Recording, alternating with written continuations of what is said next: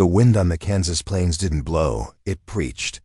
It sermonized in a low, constant drone through the million stalks of wheat on Eli McCade's land. A sermon of loneliness and relentless toil. At 67, Eli knew every inflection of that voice. It was the only one he'd heard properly in the 3 years since his wife Clara had passed, leaving him with 500 acres of gold-green sea and a silence in the farmhouse so profound it rang in his ears. Today, the wind carried a new note, a dissonance. It was late afternoon, the sun a bruised orange bleeding into the vast sky, and Eli was mending a fence line at the northern pasture, a mile from the main house. His hands, leathery and broad, worked the barbed wire with a practiced, weary rhythm. Crick-rick went the tensioner, hush-hush went the wheat. Then, threading through that ancient hymn, came a sound that was neither, a whimper. High, thin, and choked with pure terror. Eli froze, the wire going slack. A rabbit in a coyote's jaws, maybe. But no, this was shaped. This was human. He straightened up, his spine protesting, and cast his pale blue eyes across the landscape. The field rippled like a living pelt, revealing nothing. The sound came again, not from the field, but from the old gravel service road that bordered it, a road used more by deer than trucks. Hello? His own voice sounded like a stranger's, rough from disuse. The wind stole it away. He dropped his tools into the bed of his rust-pocked Ford pickup and drove the track slowly, his eyes scanning the ditches choked with Queen Anne's lace and foxtail. And then he saw it, a lump. A Hessian sack, the coarse brown kind used for grain or potatoes, lay in the middle of the track. It was large, lumpy, and it was moving. Not rolling in the wind, but convulsing from within. A short frantic jerk, then a weaker one. A coldness deeper than any winter chill seized Eli's heart. He killed the engine and stepped out, the gravel crunching like bones under his boots. As he approached, the movements inside the sack became more desperate. A muffled, gasping cry seeped through the rough fabric. Please.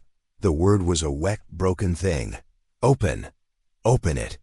I can't breathe. Eli's hands, steady a moment before on the fence wire, began to tremble. This wasn't an accident. This was a thing done on purpose. Someone had put a living person in this sack and dumped them here, on the loneliest stretch of his lonely land. His mind, a plain man's mind, raced through sensible reasons and found none. This was malice. This was evil. He didn't hesitate further. Fumbling for the jackknife in his pocket, he snapped it open and knelt beside the squirming bundle. The smell hit him first damp earth, sweat, and the sharp copper tang of blood. He sliced through the thick twine knotted at the top, the fibers parting with a dry sigh. With one last look at the empty horizon, a habit of a man who expected no witnesses and no help, he gripped the rough mouth of the sack and peeled it down. He froze. Looking up at him was a young woman, her face a mask of grime, tears, and sheer animal panic. She was gasping, her chest heaving against the confines of the sack still bunched around her torso. Her dark hair was plastered to her forehead. She might have been pretty once, but now she was a creature of pure survival. Her eyes, a startling shade of green against the dirt, locked onto his, and in them, Eli saw a reflection of his own shock, magnified 1,000 times into horror. But it wasn't just her. Cradled tight against her chest, wrapped in the tatters of her own light jacket, was an infant.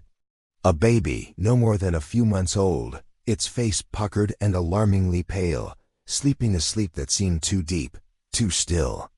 The woman's arms, bruised and scratched, were wrapped around the child in a vice of absolute possession. "Help us," she croaked, the plea leaving her lips as more of a command, a final expenditure of will. They said they'd come back. To check. Eli's paralysis shattered. The rancher in him, the man who'd pulled calves from icy ditches and stanched bleeding wounds from equipment accidents, took over. He didn't ask who they were, not yet. He gently but firmly pulled the sack away from her shoulders, his hands careful. He saw then the makeshift binding around her wrists, cut or chewed through. He saw the darkening bloom of a bruise on her cheekbone, the split in her lip. "Easy now," he murmured, his voice finding a gentleness he'd thought buried with Clara. "You're all right. The baby." "Luna," the woman gasped, her gaze dropping to the child. "Her name is Luna. She's so cold." They gave her something to make her quiet. A fresh wave of terror contorted her features. I can't wake her up properly." Eli's jaw tightened. Without a word, he shrugged out of his heavy flannel shirt, revealing a faded thermal underneath.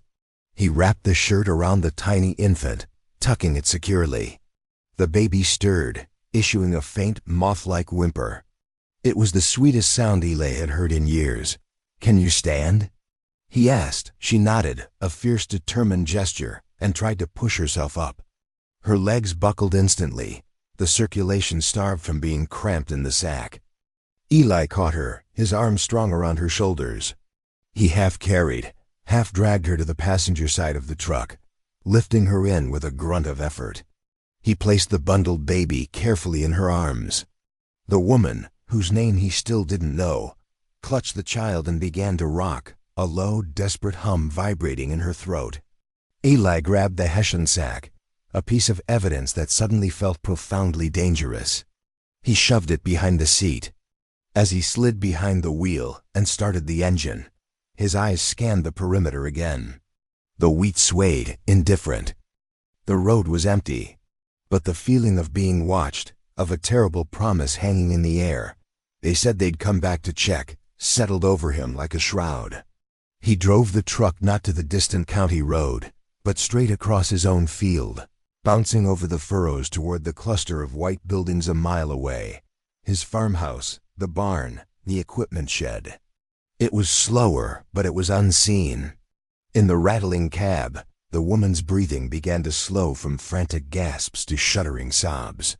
She kept her face pressed to the top of her baby's head. "My name's Eli," he said, his eyes on the path he was cutting through his own crop. "Eli McCade. This is my land." "Anya," she whispered, the word almost lost in the growl of the engine and the thump of wheat against the undercarriage. "I'm Anya, thank you." She paused, then added, her voice dropping to a haunted whisper he had to strain to hear. "They're going to kill us. He is my husband. And the men he works for." The words landed in the quiet cab with the weight of anvils. A domestic horror, but one with tendrils that reached somewhere darker. This wasn't a random crime. This was a targeted exile, a delivery to a remote grave. Eli's knuckles were white on the steering wheel. He'd stumbled into the middle of a story that was already written in blood, and the final chapters were due to be penned, he now knew, on his own property. "No," Eli said, the single word flat and solid as a stone. It wasn't just a reassurance. It was a vow made to a ghost in the wheat and a terrified woman beside him. "Not on my land." The farmhouse rose into view, its windows catching the last of the dying sun, looking for all the world like a place of safety. But as Eli pulled the truck behind the barn, out of sight from the road, he knew that safety was an illusion. He had brought a target right into the heart of his solitude. He had two souls depending on him now, and somewhere out there in the gathering twilight, men were coming. Men who expected to find a sack containing corpses, not an empty grave. And they would come looking. He helped Anya and the baby inside, into the dusty, quiet kitchen Clara had once filled with the smell of bread. The familiar space felt alien now, charged with a new and terrible purpose. The first chapter of this nightmare had ended with a rescue. But as Eli bolted the door and pulled a dusty shotgun down from above the mantel, he knew with a cold certainty that the second chapter was already beginning, and it would be written in the hours of darkness that lay ahead. The farmhouse, once a sanctuary of predictable silence, now thrummed with a dangerous new energy. Eli moved with the grim efficiency of a man preparing for a siege. After settling Anya and the baby, he darkened the windows and secured the doors. The low kitchen light cast long, anxious shadows. Anya watched him, clutching Luna. Her story spilled out in hushed, broken sentences. Her husband, Viktor Sokolov. A brutal man tangled in a world of cash and violence. A deal gone wrong, paranoia festering into a death sentence for her and the baby. Two of his men-cold professionals had dumped them here as a message, planning to return at midnight to confirm nature had done its work. Midnight. Eli glanced at the clock. 5 hours. They will come, Anya whispered, her green eyes wide with terror. They will look here first. Then we won't be here, Eli stated. He gave her Clara's old coat to bundle the baby in, gathered minimal supplies, and burned the Hessian sack in the fireplace, a small misdirection. From his gun cabinet, he took his shotgun and his father's heavy revolver. He pressed the cold steel of the pistol into Anya's hand. Point and pull, he said, his voice leaving no room for debate. Only if you must. He led her out into the consuming darkness, away from the buildings, across the whispering pasture. He showed her the decoy, the rotten storm cellar by the barn, and scuffed the ground near it. Then he guided her to a hidden draw, where an old root cellar was concealed behind a curtain of wild vines. Stay silent. No matter what you hear, he ordered, helping her into the earthy blackness. I'll be nearby. He took up a position behind a fallen log 50 yards away, the shotgun laid across the weathered wood. The night sounds played their ordinary symphony. He waited, a part of the land itself. Just before midnight, the wrong note sounded. A vehicle, lights off, purred across his own fields. 2 dark figures emerged from the SUV. They split up, searching the house and the decoy cellar. Eli watched, breath still. They met, conferred, and then his heart clenched. They looked out toward the pasture. One pointed. The faint moonlight had betrayed the trail they'd left in the dew. The men began to walk, a steady, predatory advance, following the trail directly toward the hidden draw and the root cellar. Eli's choice evaporated. There was only the geometry of threat, the line between the hunters and the hidden. The law of the remote land, older and simpler than any other, settled upon him. He was no longer just a rancher. He was the ground they walked on, and he would not yield. He raised the shotgun, the cool metal familiar against his skin. He centered the bead on the lead man's silhouette, a dark stain against his wheat. He took one final breath of his own free air, and shattered the waiting silence with thunder.